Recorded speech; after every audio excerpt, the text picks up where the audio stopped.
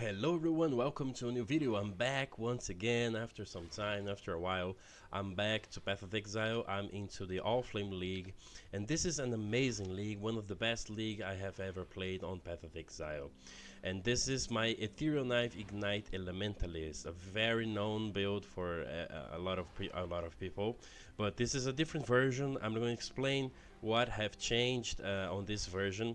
I'm just gonna quickly run a tier 16 strand map to show you how is the current state of the build and why do I love it so much for mapping. Okay, so this is strictly a mapper build. I think I could make it kind of more toward bossing, but I'm not worrying so much about it. I just want to run a lot of maps and try to get a lot of loot out of them. But this is also a very low investment strategy that I'm doing here.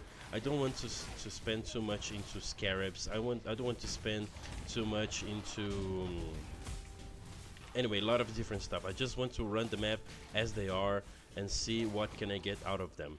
Okay, so first things first, this treasure, this cursed treasure that we can get from for the Alpha Flame is extremely strong because they increases our movement speed, cast speed, and I think damage. I'm not so sure right now. And basically the play style is just you walk in and throw your ethereal knives on the back of mobs and they explode and they proliferate their ignite. So the best thing is the Legion. Let's see how this clears goes. I think I could enhance the clear speed a little bit, but I don't know how. For now, I think the clear speed is just really enough. I would love to do the Legion. If you wish to play with some Legion Scarabs, you can get this the additional Legion Scarab 5 times, so that way you can have like 6 Legion encounters into your maps, which increases the chance of getting very good loot. And I must confess that Breach and Legion is my current strategy. Oh my god, my PC just almost crashed. There we go. Breach and Legion are my favorite strategy to do because they are really fun and fast and they don't break your flow, your mapping flow, you know. Let's go to the boss real quick. As you see, I'm getting a lot of Headhunter buffs right now. So yes, playing with the Headhunter, it is not really that expensive, to be honest. Neither is the Mage Blood. So it's just a preference. If you wish to do maybe a more overall build, you can do the Mage Blood version, but if you want to do strictly mapper, you can go for the Headhunter. That is going to be really good. Just let me grab a little bit of loot because I care about this loot, you know. I have spent some Chaos Orb into re-rolling this build, this map, so that's why I want to I want to gather a little bit of loot out of it. And this build, I have spent almost 200 divines into it.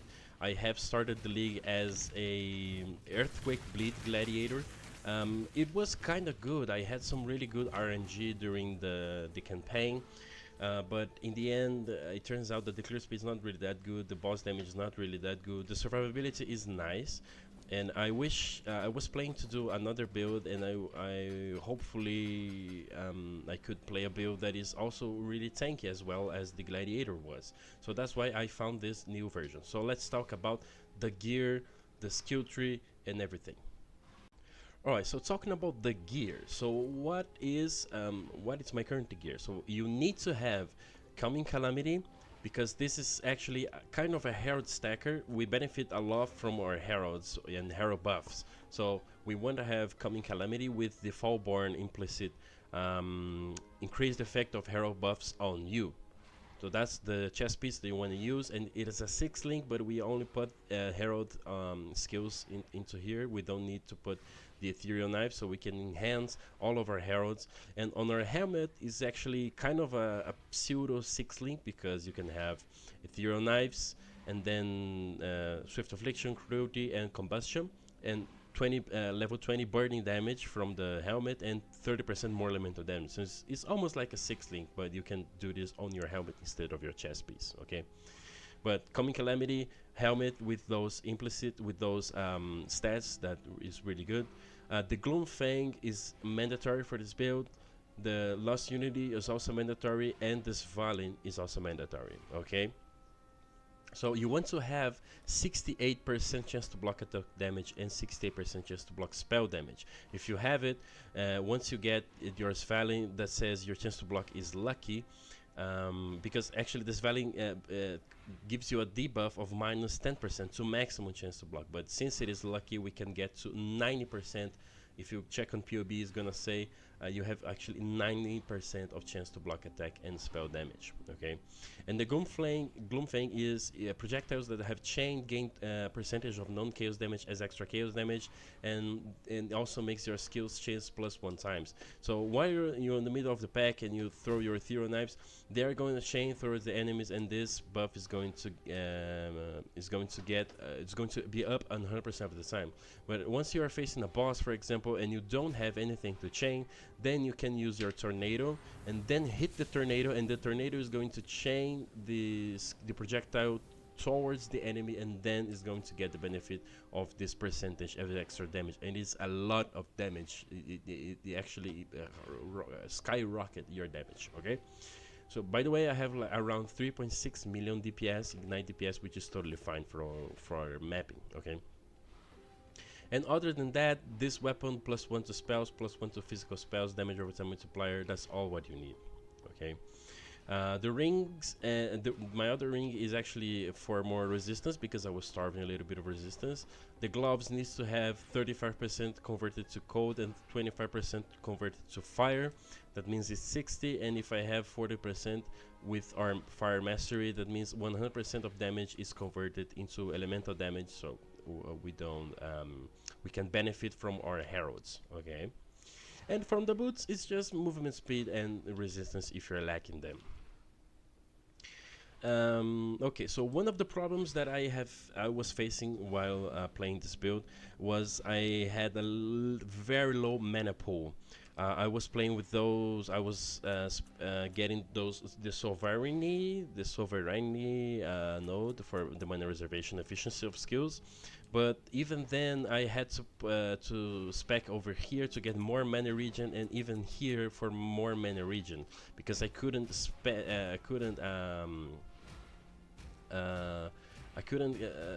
a lot of ethereal knives, spam a lot of ethereal knives without running out low on mana.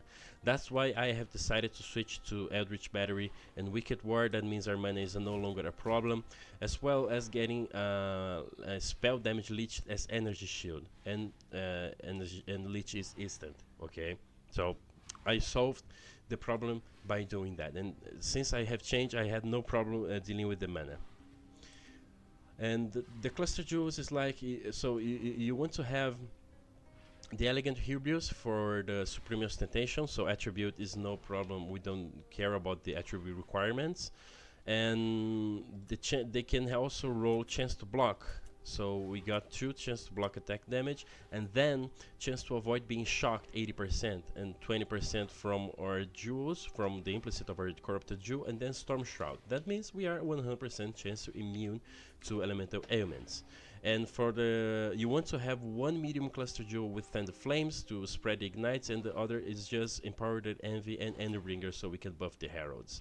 And for the large cluster jewel, Sadist, Prismatic Heart, or Disorienting Display, anything that helps with your elemental damage.